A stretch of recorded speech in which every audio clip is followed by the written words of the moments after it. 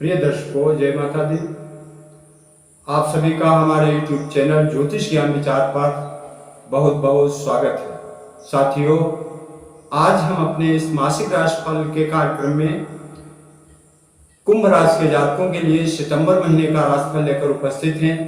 हम देखते हैं कि आने वाला सितंबर का महीना कुंभ राशि के जातकों के लिए कैसा रहने वाला है। साथियों, सबसे पहले दृष्टि डालते हैं सितंबर में ग्रहों की गोचर स्थिति पर। तो सूर्यदेव 17 सितंबर तक सिंह राशि पर रहेंगे और 17 सितंबर के बाद वे कन्या राशि में प्रवेश कर जाएंगे। मंगल देव का गोचर पूरे महीने कन्या राशि पर रहेगा और 24 सितंबर को मंगल देव अस्त हो जाएंगे। बुध देव का गोचर सिंह राशि पर पूरे महीने रहेगा, लेकिन ये 16 सितंबर से मार्गी हो जाएंगे, क्योंकि 16 सितंबर तक ये वक्र गति से गोचर कर रहे होंगे। देवगुरु बृहस्पति भी 4 सितंबर से वक्री हो रहे हैं। इनका गोचर मेष राशि पर हो रहा है और 4 सितंबर से देवगुरु बृहस्पति वक्री हो जाएंगे। शुक्र देव का गोचर पूरे महीने कर्क राशि पर होगा और 4 सितंबर से ये मार्गी हो जाएंगे। शनि देव का गोचर अपनी ही राशि कुंभ पर हो रहा है और राहु देव मेष राशि पर गोचर कर रहे हैं तथा केतु देव का गोचर तुला राशि पर हो रहा है। ये ग्रहों की गोचर स्थिति है। अब देखते हैं कि इन ग्रहों का कुंभ राशि के जातकों पर क्या प्रभाव पड़ने वाला है। सबसे पहले बात करते हैं स्वास्थ्य की। तो मित्रों, आपकी लग्न राशि कुंभ है और कुंभ राशि के स्वामी शनिदेव। शनिदेव का सितंबर महीने में कुंभ राशि पर ही गोचर हो रहा है, लेकिन शनिदेव भी वक्री हैं। सितंबर में वक्री होने की वजह से ये आपको द्वादश भाव का फल भी प्रदान करेंगे। यहां पर देखने की बात यह है कि द्वादश भाव विदेश का होता है और सैया सुख का भी होता है, अस्पताल का भी होता है। तो सामान्यतः आपका स्वास्थ्य अच्छा रहेगा, लेकिन फिर भी आपको खान पान में ध्यान रखना चाहिए और ज्यादा तली भुनी चीजें मत खाएं, अन्यथा पंचम भाव के स्वामी बुध जो है वो अष्टमेश भी है और लग्न पर उनकी पूर्ण दृष्टि भी है। तो कहीं ना कहीं पेट में विकार पैदा हो सकता है और आपको दिक्कत हो सकती है। द्वितीय भाव कुटुंब का होता है, धन का होता है। साथियों, द्वितीय भाव आपका बहुत ही मजबूत स्थिति में दिखाई दे रहा है। उसका कारण है कि द्वितीय भाव के स्वामी देवगुरु बृहस्पति मेष राशि पे आपके पराक्रम भाव में गोचर कर रहे हैं, लेकिन वो 4 सितंबर से वक्री हो रहे हैं। वक्री होने पर वो धन भाव का फल भी आपको प्रदान करेंगे और इस स्थिति में आपके परिवार में सहयोग का वातावरण रहेगा, आनंद का माहौल रहेगा और मंगल कार्य होने की संभावना बनेगी, क्योंकि देवगुरु बृहस्पति द्वितीय भाव के स्वामी होकर और धर्म भाव नवम भाव को पूर्ण दृष्टि से देख रहे हैं। साथ ही देवगुरु बृहस्पति की पंचम दृष्टि आपके सप्तम भाव पर भी पड़ रही है और देवगुरु बृहस्पति अपनी नवम दृष्टि से आपके लाभ भाव को भी देख रहे हैं।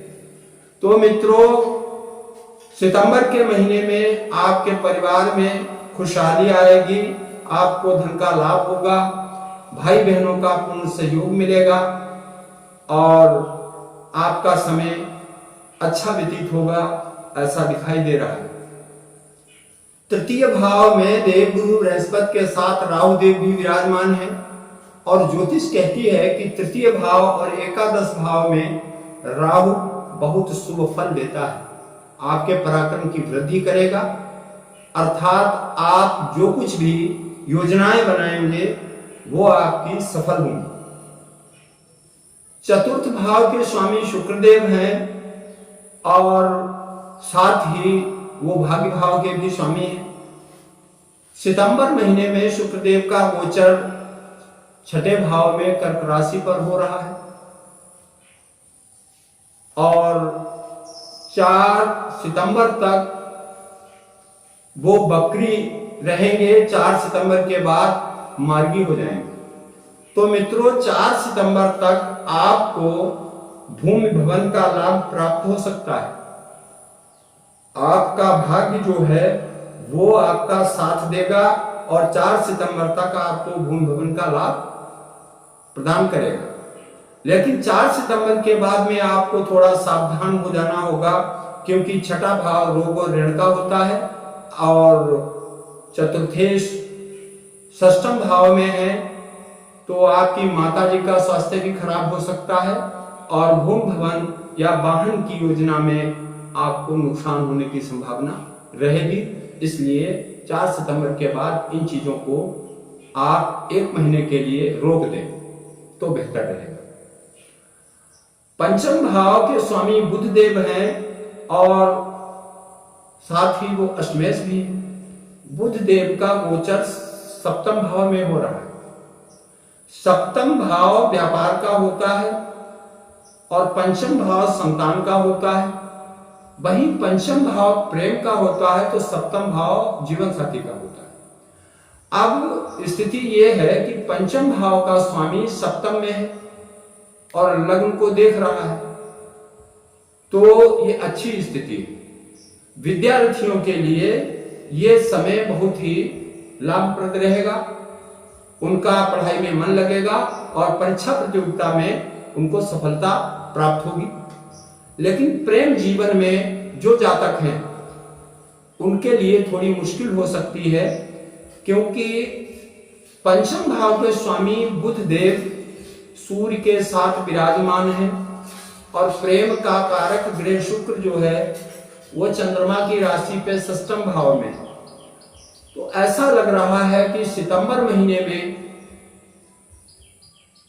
कुंभ राशि के जातकों को अपने लव लाइफ पार्टनर को संतुष्ट करना, समझाना बहुत कठिन रहेगा। वो चाहे कुछ भी प्रयास करें लेकिन उनका पार्टनर संतुष्ट नहीं होगा। कहीं ना कहीं उसके मन में कमी की अनुभूति रहेगी और ये एक प्रेम जीवन में कठिनाई दिखाई दे रही। परंतु बुध देव जो पंचमेश हैं वो लग्न को देख रहे हैं, तो कुल मिलाकर के स्थिति अच्छी रहेगी। अब बात करते हैं सप्तम भाव की।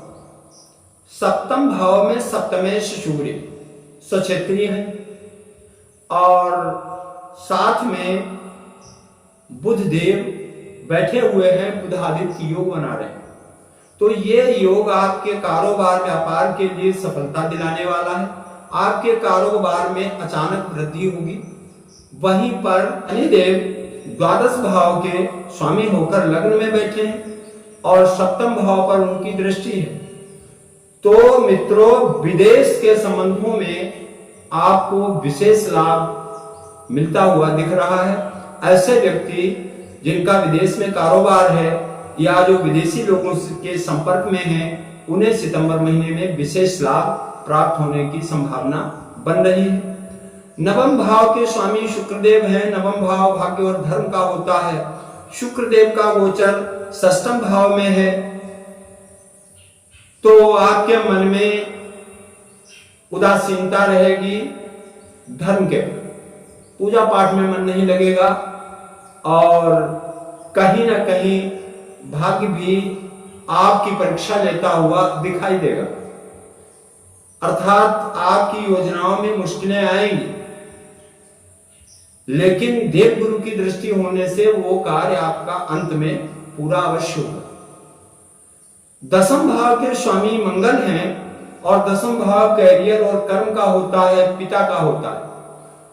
क्योंकि दसम भाव के स्वामी मंगल अष्टम भाव में बैठे हुए हैं और अष्टम भाव कष्ट का होता है। ज्योतिष में इसे मृत्यु भाव भी कहा जाता है। तो दशमेश का अष्टम में होना पिता के स्वास्थ्य को खराब कर सकता है। सीनियर अधिकारियों से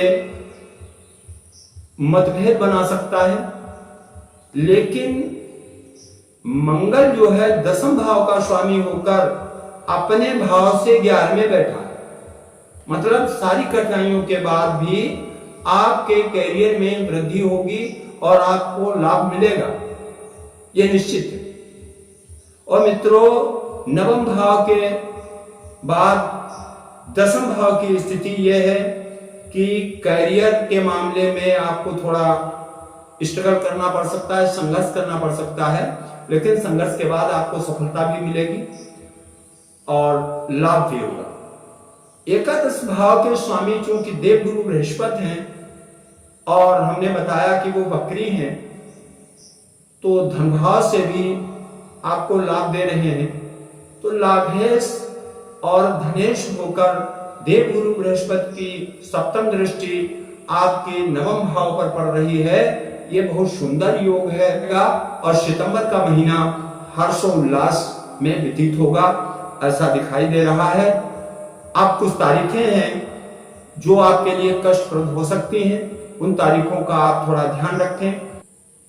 1, 2, 9, 10, 11, 20, 27, 28 और 29 ये तारीखें आपके लिए कष्टप्रद हो सकती हैं। इन तारीखों को आप थोड़ा सावधान रहें। शेष पूरा महीना आपके लिए लाभप्रद दिखाई दे रहा है।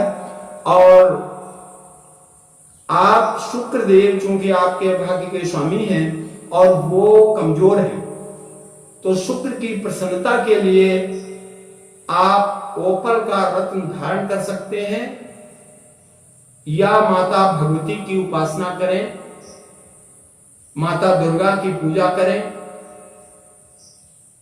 इससे आपको लाभ होगा, आपकी भाग्य में वृद्धि होगी और आपको सफलता मिलेगी। इसी के साथ हम अपना ये वीडियो पूरा करते हैं, फिर मिलेंगे। जय माता।